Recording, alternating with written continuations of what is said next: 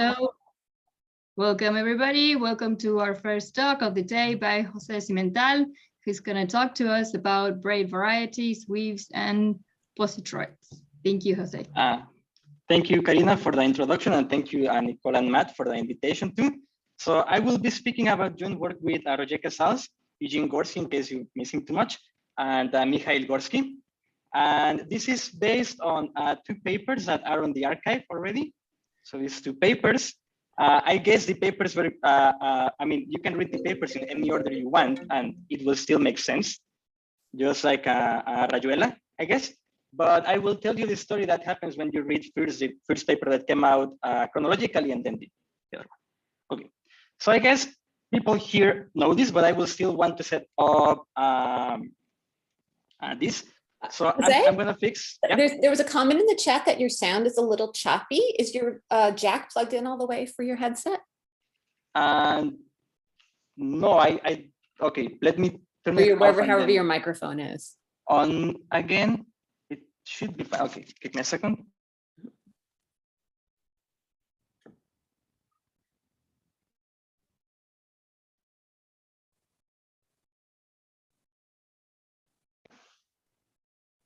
Or is it still very bad? I think it's much clearer now. That's much better. Okay. Yes. Okay. Awesome. Thank you. Okay. So I'm gonna fix a non-negative integer n, and I'm gonna work with the braid group in n strands. So I have n-1 generators that, of course, I think as crossings. Oops. I'm gonna think of them as crossings. So sigma I is gonna be a positive crossing, I plus 1 and I. And of course, this satisfy the braid relations that you should think about them as some Rademeister type of moves. And for the most of the talk, I will be interested only in the positive braid moment, meaning that I will only be interested in words that you can form with only positive powers of these generators. I will tell you why later, but that's fine. And if I have an element W in Sn, I will denote by beta of W a lift of minimal length, a positive lift of minimal length. Okay. So I'm going to define braid varieties. To do that, I need to define braid matrices first. So let I be some number between 1 and n-1 and some complex number C. The braid matrix is this nice matrix that you see here, where this is the ith and I plus first row and column. So you should think about this as a little deformation of the permutation matrix of Si. Okay. So if I don't have C, then I just have Si, but then I insert this little guy. And of course, this matrix has determinant equal to -1, so it's an invertible element, even when we consider C to be a variable. And when C is equal to 0, I again only have the permutation matrix of Si. Okay, so this is for a single crossing. If I have a braid that uses many crossings, I just take as many variables as crossings I have in the braid, and I define the braid matrix of beta to be just the product of these single crossing braid matrices that will now depend on as many variables as I have crossings on beta. So for example, well, we need to multiply many matrices.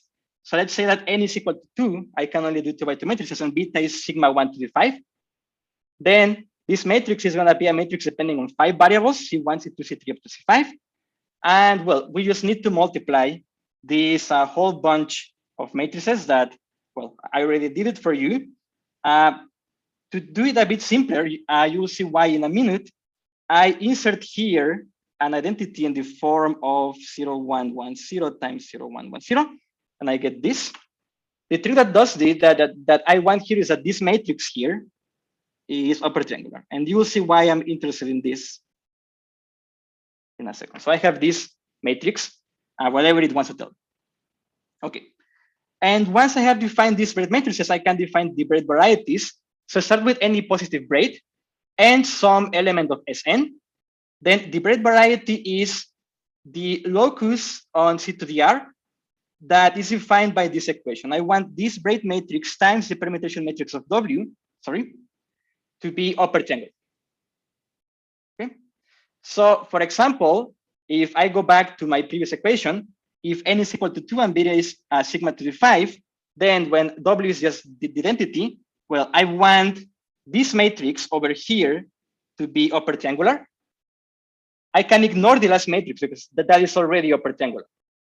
So this is just going to be given by the equation that this polynomial has to be equal to 0. Okay, that's the single equation that defines the Braid variety in this case. Okay, so this has to be equal to 0, but now I can do it like this. And if you notice, this element here, this little element here, appears in the diagonal. So if the matrix is to be upper triangular, since I talk about matrices with determinant plus or minus 1, then this has to be non-zero. So I have to solve. I can solve for C4. Okay, and then my Braid variety is really just the matrix. Is just defined by this single equation is not equal to 0, and I still have this C5 variable flying around that it's not important. Okay. Okay. So I have defined this, but this a priori depends on how I write beta as a braid. Okay. I need to check that it does not depend on which word I choose for beta. Well, this is pretty easy to check. Bi, bj commute when I and j are far apart. And for the other Braid equation, well, I need to do a tiny change of variables. That's fine. Okay, so this is just a little change of variables.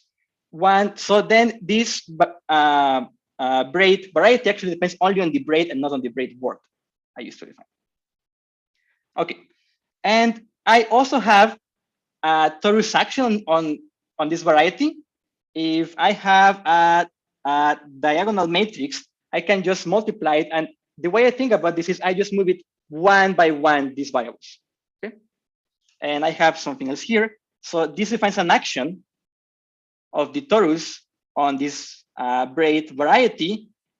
And this action, of course, is going to factor by the quotient by the diagonal torus.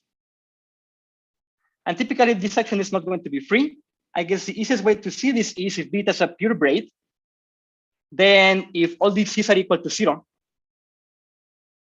the matrix is already going to be upper triangular. So this 0.0000 is in the variety and it's fixed by everything. But that's like the worst case scenario. Okay. Okay. So this is what Braid varieties are. Why should you care about them? Like I have just defined some variety. Why is this important? Why is this interesting? Well, the point is that many subvarieties of Black varieties, which are expressed in terms of open conditions, are usually expressed in terms of Braid varieties. And the point here is that if let's say you have some matrix, GLN, and you have FA, which is the flag determined by this matrix, where you know the first subspace is the span of the first column, the second one is the span of the first and second columns, and so on. Flag determined by A. Then all flags in position Si with respect to Fa are parameterized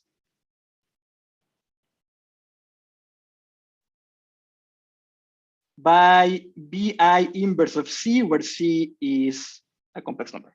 So they are all of this form. It's Fa times Bi inverse of C. So I can give coordinates to all these flags. And that's why these subvarieties appear naturally as Braid varieties. As two quick examples, Richardson varieties appear as Braid varieties. These are intersections of a Schubert cell and an opposite Schubert cell. And well, these are defined by two elements in the symmetric group. This is non-empty if and only if W is bigger or is. This is non-empty. I don't know what's happening with my tablet. This is non-empty if and only if W is bigger or equal than mu in Blue hat order. And this can be expressed as a braid variety in a very natural way. Also, open brick varieties, which again consist of certain r-topos of flags, where the difference between one flag and the next one is precisely given at the I-art subspace, where this is prescribed by my braid word. These are also naturally expressed as braid varieties. Okay? So these are like the layman reasons why you would care about this. Some fancy reasons are the following. Wait, Jose, so, your beta was reflected there, so that means it's the braid that's like that, but still positive. Thank you. Yeah. Thank you. So this beta is like you read beta but backwards. Okay? Yeah. This is just a technicality. It's not very important, but yeah. Thank you. Any other questions?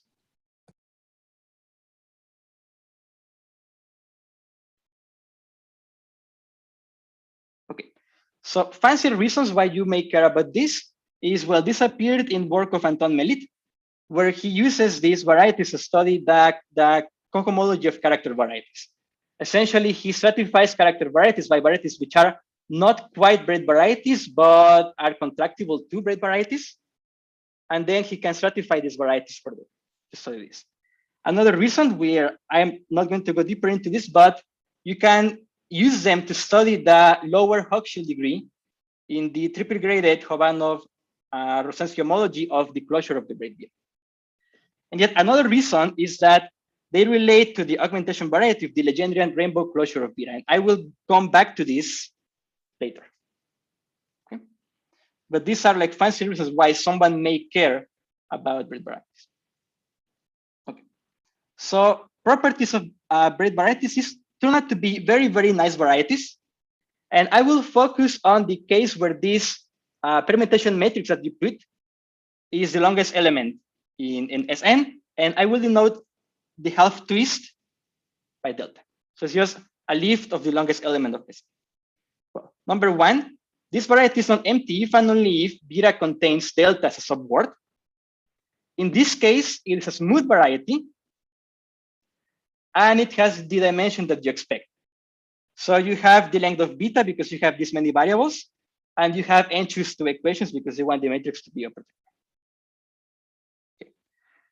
Number two, if beta closes up to a knot, the torus action that we introduced earlier is actually free. Well, beta may not close to a knot, but in any case, you can always find a subtorus of this big torus, which has dimension n minus the number of components in the closure of beta. So these are components of closure of beta, which acts freely on this variety.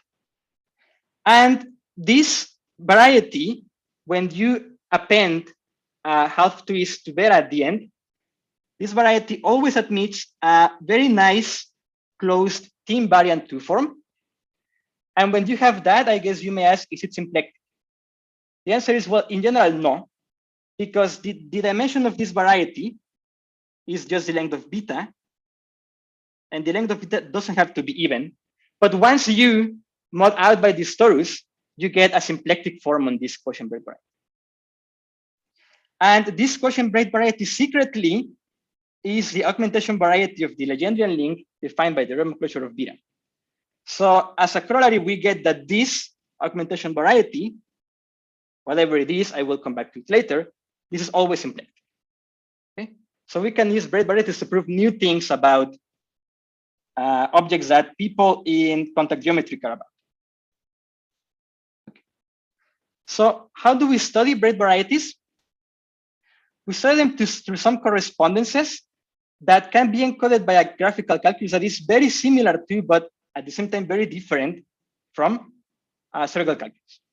So the idea here is that you have some words, let's say beta 0 and beta 1, and just as in Nico's talk from last Friday, I can encode every crossing with a color.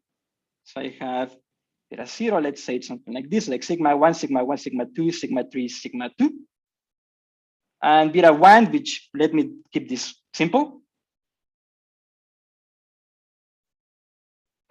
And then I am going to join these strands from top to bottom in a way that is prescribed by certain basic moves that I'm going to describe in a second. So for example, here, just because I want to keep this short, I can do this very easy thing. But there are certain more complicated things that you can do that I will describe in a minute. Okay. So I need to tell you what are the building blocks of this graphical calculus, and they are given by the following diagrams. So I'm going to expand on A and D in a minute, but I claim that we have already more or less seen what B, C, and E are. The way you should think about this is that each one of these strands carries a variable, which is the C variable that corresponds to this crossing. And this, for example, oops. So you have here C1, C2, C3. Well, remember that I have this change of variables. This C3 moves to this part. This C1 moves to this part, and this C2 becomes C2 minus C1, C3. Here, C1, C2, they just move. C2, C1, and this is like doing nothing. This is like doing nothing, okay? I need to tell you what these other two things mean. Well, to tell you that, let me tell you something that we describe as opening a crossing. If you have an upper triangular matrix, you have it to the right of BI of C, sorry, you can always move it to the left. At the change that this zeta prime might not be equal to zeta, that's fine, but you can always move it to the left. And we refer to this as just sliding the upper triangular matrix to the left, okay? And moreover, if C is not equal to 0, then we can factor this matrix using the inverse of C as the product of these two matrices, okay? So if I have, for example, BI of zeta, BI of W, then I can write this as UI of zeta times VI of W plus zeta inverse using this equation. And then just slide this VI of zeta to the left because it's upper triangular. On the other hand, when zeta is equal to 0, if I multiply, I just get already an upper triangular matrix, and I can just slide it to the left. Okay, well, I guess left is that way, but that's fine, okay?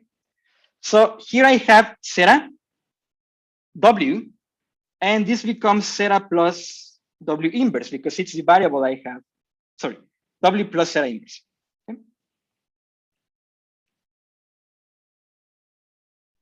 And one thing that we try to hide under the rug is that you still need to slide this upper triangular matrix to the left. And that's going to mess up all the variables that you may have to the left of this little trivalent vertex, okay? And I'm going to put like this green line to remind myself that it's going to mess up those variables. And these weaves that you can form using these guys, they satisfy many things that are similar to circle calculus with some differences. And the main difference is the following. This is not associative. Okay. The variables that come out are not going to be the same. And we refer to this move as a mutation. If I have time, most likely I won't. I will tell you why we call it a mutation. But other than that, it's very similar to circle calculus.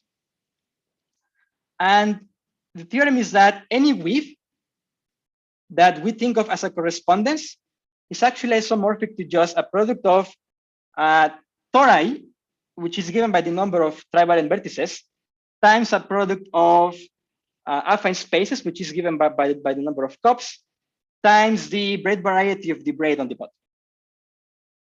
And moreover, this guy embeds into the braid variety of the braid on the top.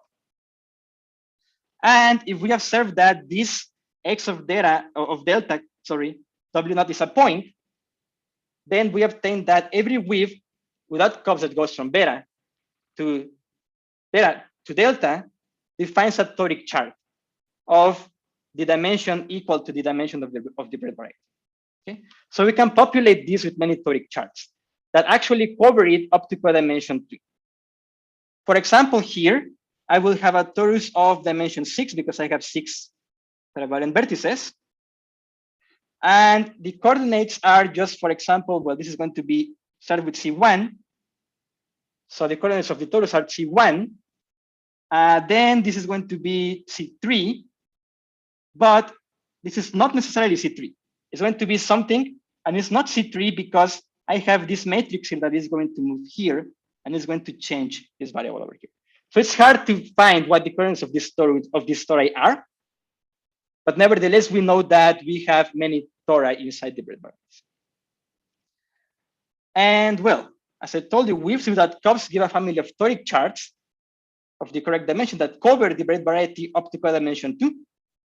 And we can further stratify the complement of one of these toric charts if we consider weaves with cups. And just one of our inspirations for this was work of Roger with Eric Saslov, where the weaves actually represent immersed Lagrangian coverdisks between two Legendrian links. Using our machinery, we can show that if you have a braid with no cups, then the Lagrangian is embedded. So there is a whole bunch of symplectic geometry behind the definition of these braid varieties.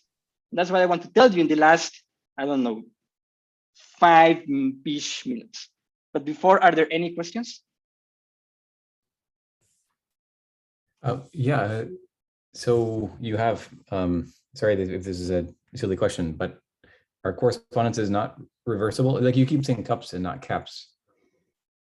Yeah, you can reverse it formally, I guess, but it's complicated. I don't really want to bother. Okay.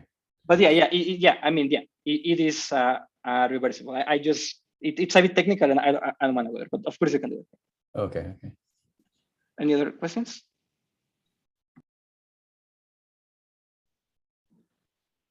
Okay, so contact geometry.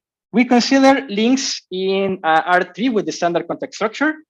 And every time you have such a link, so this just means that the tangent spaces are always going to be contained in the kernel of this one form. And the nice thing about this is that you can project this link onto two distinguished two-dimensional subspaces. If you project it to the XC subspace, this is known as the front projection. And if you project it to the XY plane, this is known as the Lagrangian projection. So here you can see two projections, the front and the Lagrangian of a Legendrian knot. Okay, the front projection is very nice because you can recover Y only from knowing the X and the Z coordinates.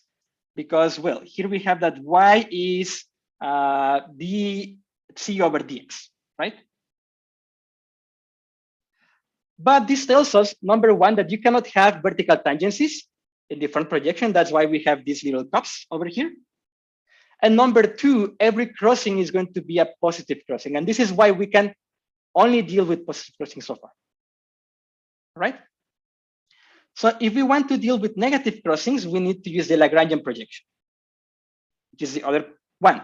The problem here is that if you just draw a braid in the XY plane, there is no guarantee it will come from a Legendrian link. For example, a circle is not allowed. It doesn't come from a Legendrian link in R3.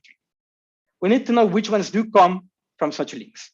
And we are going to close the braid in this funny way that appears in a paper of Roger with Leonard Ng, that we call the pictal closure. It's like inserting a delta to the -2 at the end of the braid, more or less. Okay. This does not always define a Legendrian link, but sometimes it does. And this is a theorem of Roger with Leonard Ng that tells us when it does define a Legendrian link. Okay. Here are the conditions. I'm sorry, I will skip a bit because I'm already a bit going a bit over time. But we can use this to extend the definition of the braid varieties to now account for negative crossings. Well, this is because to every such link, we can define a DGA, and what the braid variety really should be, it should be spec of H0 of this DGA. And this is what we can compute in some cases. And the way to compute it is as follows. So first you have a link with maybe negative crossings, assuming that it's actually equivalent to a positive link. We cannot do much more than that. I'll tell you maybe why in a second. First of all, I'm gonna make it positive. I'm gonna consider a link that you get by making all these crossings actually positive. All right. And well, we consider this braid where every negative crossing has been replaced by a positive crossing. And I'm gonna call a crossing of beta plus dishonest if it was negative before. Okay. Then I'm going to multiply this beta plus by delta. And I'm going to consider the subvariety defined by the equation that all the variables corresponding to the crossings that were originally negative, these dishonest crossings, are equal to 0. Okay? And this essentially is giving me spec of this A0 part of the Legendrian DGA modulo the image of delta. If I didn't have negative crossings, this would be everything. Sorry, for some reason I thought I only had until 25 and I have a bit more time. So I will go back a bit. Okay, so this DGA that is defined by Chekhanov and Elishberg is as a graded algebra is freely generated by the double points in this pictal closure.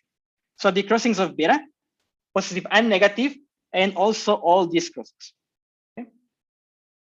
It's a DGA, so it's graded, and the degree is given so that positive crossings have degree 0. Negative crossings have degree -1. And the crossings in the pigtail have degree +1. Okay? And this algebra is graded commutative and generated by these crossings, and sometimes some mark points that I don't really want to go there. And the differential is given by very flare theoretic formulas that count some pseudo-holomorphic strips bounded by these crossings. And if the braid doesn't have negative crossings, then we can build on the work of Kalman to show that spec of this H0 of the Legendrian DGA is precisely this braid variety. If it has negative crossings, then I will go back now to that. If it has negative crossings, then what you do is, as I told you, you make all the crossings positive. You set the variables corresponding to negative crossings equal to 0 and do like the usual braid variety. And once you do that, what you're gonna have is essentially spec of A0, which is generated by positive crossings, modulo the image of the first differential. And if you didn't have negative crossings, then you don't have elements of degree -1 and you're done. But we have negative crossings. So now we need to go, we don't want this, but what we do want is how do we go to spec of the kernel of delta modulo the image of delta, right? Which is what we want. And we do that by constructing a collection of commuting vector fields on this variety. These vector fields are going to give an action of the additive group given by C to the number of negative crossings. This action is free. And we can then define the braid variety of beta, which morally you should think that it should represent this braid variety as just the braid variety, this funny subspace of the braid variety of beta plus delta, modulo the action of these vector fields. Okay, so this seems complicated. How do we know that we have a more or less reasonable construction? Well, because it satisfies Markov moves. So the most important thing about this definition of X beta, where it maybe has negative crossings, is that we can show invariance under Markov moves. So assume that beta 1 and beta 2 are equivalent braid words, again, under the constraint that both beta 1 and beta 2 are equivalent to positive.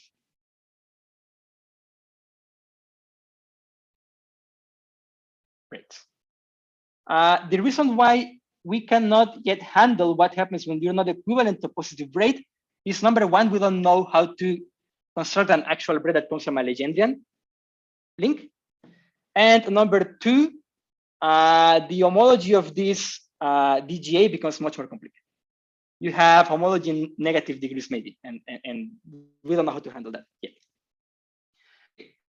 But then these braid varieties are equivalent up to some tori. All right. So we have this nice equation. And if you don't use positive or negative destabilizations, then you don't need the tori. The varieties are just the same on the nose. And these, well, in this case, this is actually T equivalent. Where T is, remember, these stories that acts. These varieties. Okay. Now we have some constraints here. That beta 1 and beta 2 are equivalent to positive braids. You may think that this is a lot, but the point is that if you know that two braids may be with different number of strands close to a negative link, close up to the same link, you know that you can go from one to the other using Markov rules, right? But even if the two braids are positive, maybe you need to insert negative crossings when moving from one to the other. So this still gives us something new, right? And finally, well, you may complain that I have not mentioned positroids yet, and it's like 2 minutes to the end of my talk. So let me just tell you how positroids come into play. So positroids are special cases of these Richardson varieties, which is given by the constraint that this permutation W over here is K-Grassmannian. Okay, K-Grassmannian means that W of 1 is less than W of 2, which is less than W of K, and W of K plus 1 is less than W of N. And one beautiful thing about positroids is that they are indexed by a billion of combinatorial objects. You have, well, this pair of permutations where one of them is Grassmannian. You have bounded affine permutations. These are just bijections from C to C, which are cyclic. And that satisfy some conditions that have to do with K. You have cyclic rank matrices, you have Lie diagrams, you have clavigraphs, you have a billion of objects that index positroids. And to each one of these, well, not clavigraphs, so to each one of these, which I still have, not crossed, we can associate a Legendrian link. Okay. That is given as a pictal closure of braids with maybe different crossings. So here you're gonna have N crossings. Sorry, not N strands, sorry, not crossings. But these two are gonna have K strands. Sorry, what am I doing? This is N strands. This is K strands. So we can present a positroid originally as a braid variety of braid with N strands. We can actually simplify this much further to present it as a braid variety of a braid with K strands. So for example, if you have positroids in the Grassmannian 2, N, all of those come as braid varieties of positive braids with 2 strands that are more or less easy to handle. And these positroids are known to admit cluster structures. And this is where the mutations that we had before come into play. The conjecture here is that cluster mutations correspond to weave mutations. And I am going to finish with commercial.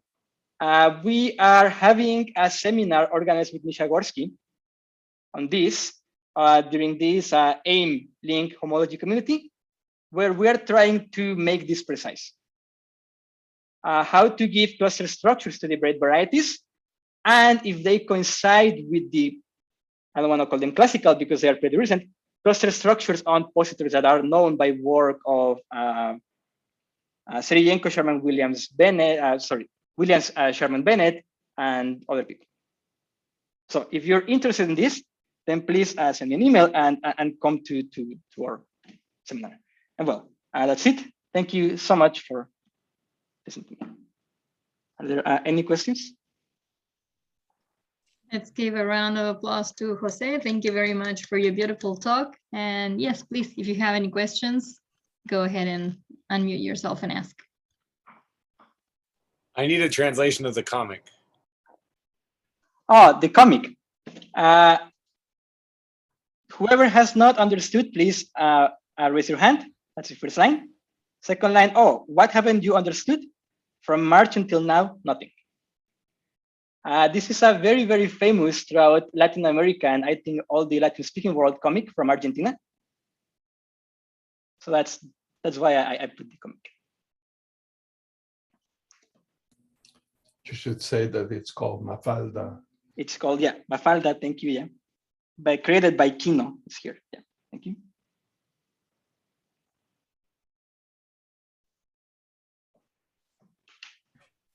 Hey, Jose. Yeah. Do the braid varieties? So you mentioned that you don't allow stabilizations, or do you? I was confused by this part. Like, are these in the end? Oh, are you these do. Varieties? You do, but when you stabilize, you insert a C-star, a torus factor. Okay. So in the end, you get you really get invariance of links and not Legendrian links, or positive links and not. You do get invariant of Legendrian links. Remember that I have this torus of dimension n minus the number of components. If you stabilize, you put this extra C star, but the torus also gets bigger. And when you mod that by the torus, that's what is invariant.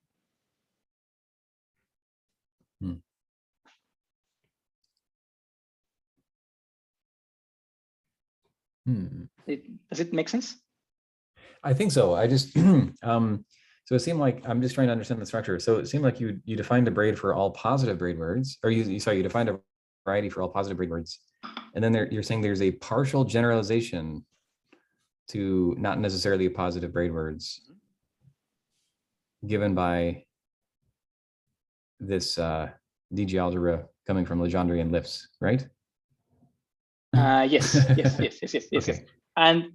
And the point is that, well, I didn't give you all the details about this DG algebra, but it also depends on some mark points. And if you don't mod out by any torus, you have one mark point per strand.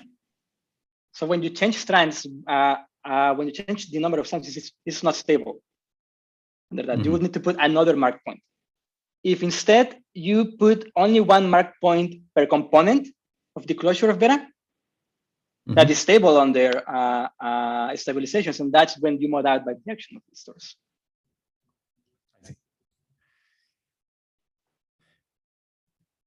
Cool.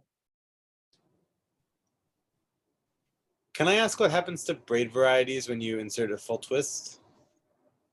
When you insert a full twist, you multiply by an affine space of some dimension. I don't remember.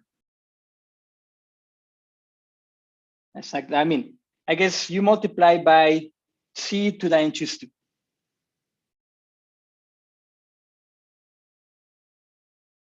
Essentially, because this braid matrix for the full twist is, well, has 0 here and something here.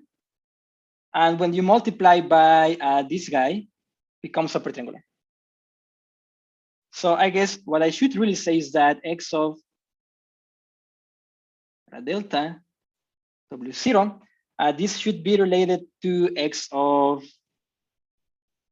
beta comma 1. Okay.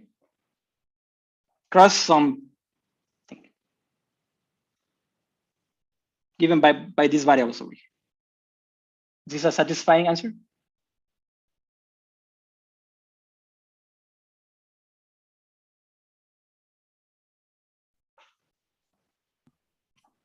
Maybe I can add to Ben's question. Well, and maybe not to Ben's question, but so what's the role of the permutation here? So if I was interested in computing link homology, well, how, what, is there some, how do I choose the permutation?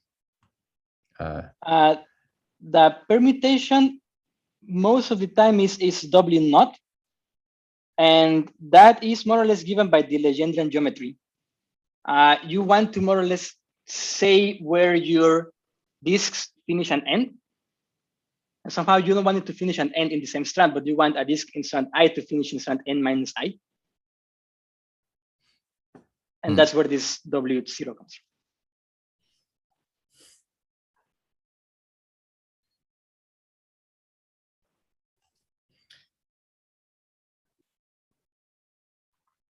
Okay, do we have any more questions for Jose? Hi. I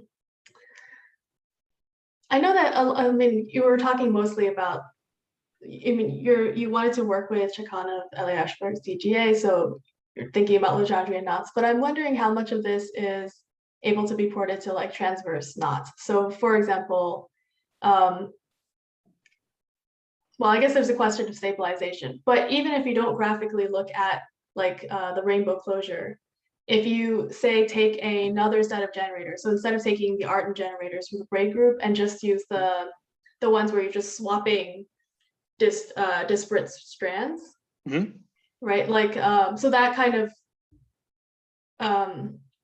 you know, if you're talking about positive braids, then you're using the Artin generators, but you can talk about strongly quasi-positive braids, which kind of generalizes this idea a little bit more, because in terms of the Artin generators, you have negative crossings, but maybe if you did braid varieties using those generators, you would have something different. And I don't know, is there any like generalization of how these braid varieties are built using other bases or generators? I haven't thought about transverse links at all, so I honestly don't know, but it's a great idea to start thinking about this. Yeah, but I haven't thought about it, so yeah, I wouldn't know. Okay, thank you. Thank you. Okay, we should be getting ready for our next talk. So let's thank Jose again for a beautiful talk. And I'm going to stop the recording.